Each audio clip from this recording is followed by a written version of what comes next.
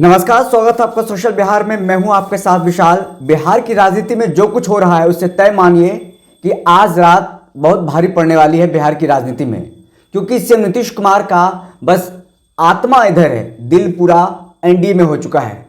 किसी भी समय आत्मा प्रवेश कर सकता है एनडीए में। आज रात भर का बस देरी है। कल जैसे ही होगा तमाम नेता पटना पहुंच रहे हैं। पटना पहुंचने के बाद तमाम लोग बैठक करने वाले हैं। हम बात कर रहे हैं राजद के तमाम जो विधायक हैं उनको पटना बुलाया गया है।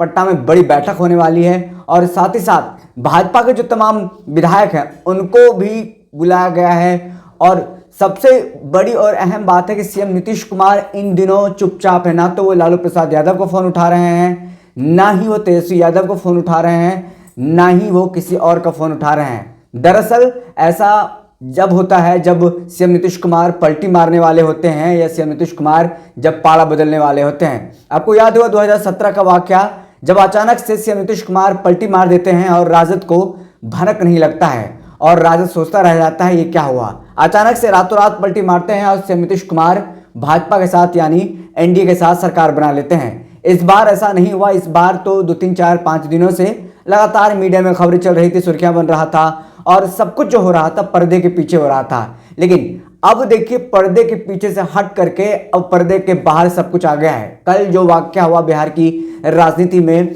खास तौर पर गणतंत्र दिवस के बाद जो टी पार्टी दी गई थी राज्यपाल के द्वारा, उस टी पार्टी को देखते हुए, उस टी पार्टी के बाद क्या कुछ हुआ, अब पूरा स्पष्ट हो गया है कि बिहार की राजनीति में बड़ा भूचाल आने वाला है। ये भूचाल अब भाजपा के लिए भी सही है या गलत है ये तो अब देखना होगा। लेकिन भाजपा ने कैसे बना लिया कि जिसको कहते थे बार बार, जिसको लेकर के उनके तमाम नेता दावा करते थे कि सीएम नीतीश कुमार का यहां पर कोई जगह नहीं है, उनके लिए दरवाजा बंद हो गया है। खास तौर पर जब देश के गृह मंत्री भाजपा के कद्दावर नेता अमित शाह ये कहते हैं कि ये कोई ना समझे कि जब चुनाव खत्म होगा सीएम नीतीश कुमार इधर आ जाएंगे, उनको अपने तरफ कर लिया जाएगा।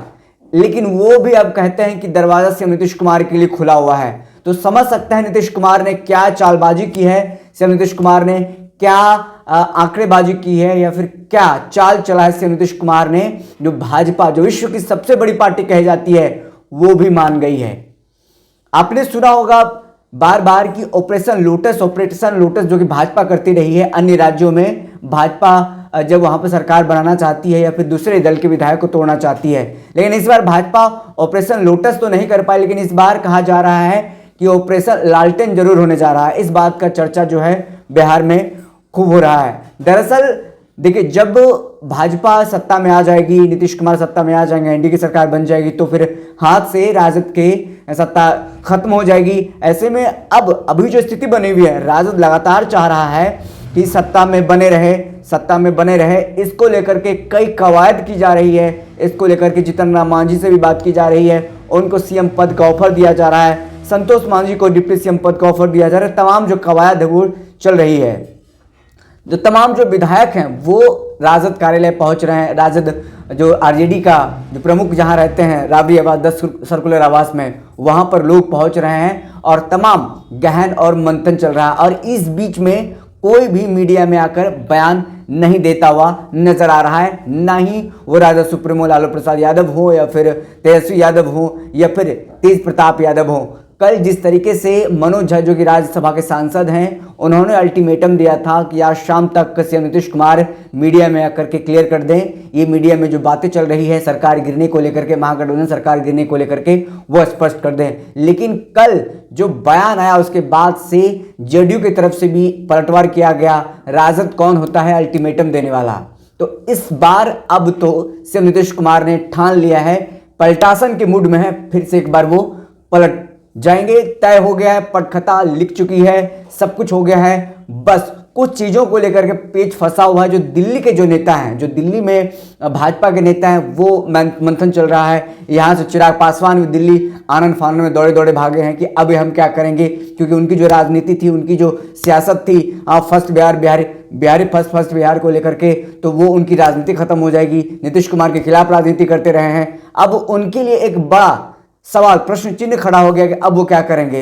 जिस एनडीए में चिराग पासवान है, उस एनडीए में अब नीतीश कुमार भी शामिल होंगे, उस एनडीए में नीतीश कुमार भी होंगे और उनके खिलाफ वो अब किस तरह का बयान देंगे, किस तरह से वो करेंगे, क्योंकि राजद के खिलाफ तो बयान आप दे नहीं सकते हैं क्योंकि वो सत्ता में है नहीं, रहेगी नहीं। तो अब चिराग पासवान के लिए एक असमंजस की स्थिति हो गई है, एक प्रश्न चिन्ह खड़ा हो गया है, वो क्या करेंगे। सीट को लेकर के भी, सीट बंटवारा जो होना है 2024 लोकसभा को लेकर के, इन पर भी संशय बरकरार है। चिराग पासवान को कितना सीट मिलना है या फिर जेडीयू को अब कितना सीट मिलना है, तमाम सीटों को लेकर के अभी देखिए मसला दिल्ली में उलझा हुआ है, जो इतना टाइम लग रहा है। अगर क्लियर हो जाएगा तो सीएम नीतीश कुमार राजभवन जाएंगे, राज्यपाल को इस्तीफा सौंपेंगे और दूसरे दिन या उसी दिन हो सकता है सरकार भाजपा के साथ बनाने का दावा भी कर सकते हैं। इसी बीच राजद सुप्रीमो क्या कुछ कर रहे हैं, सबकी नजर इस पर बनी हुई है क्योंकि वो राजनीति के माहिर खिलाड़ी हैं, पुराने खिलाड़ी हैं। 2017 की बात करें, 2017 में वो जेल में थे जब राजद से सरकार तोड़कर नीतीश कुमार भाजपा के साथ गए थे, लेकिन इस बार जेल में नहीं है, इस बार बाहर हैं। वो पैतरेबाजी कुछ न कुछ जरूर कर सकते हैं। क्या लगता है आपको, राजद ऑपरेशन लोटस कर पाएगी? क्या राजद जेडीयू के विधायकों को तोड़ पाएगी? क्या राजद जीतन राम मांझी को अपने पाले में आने के लिए मना पाएगी? क्या कुछ है, तमाम मुद्दों पर हम और अगले खबर में विचार करेंगे या बात करेंगे। तब तक के लिए बहुत बहुत शुक्रिया।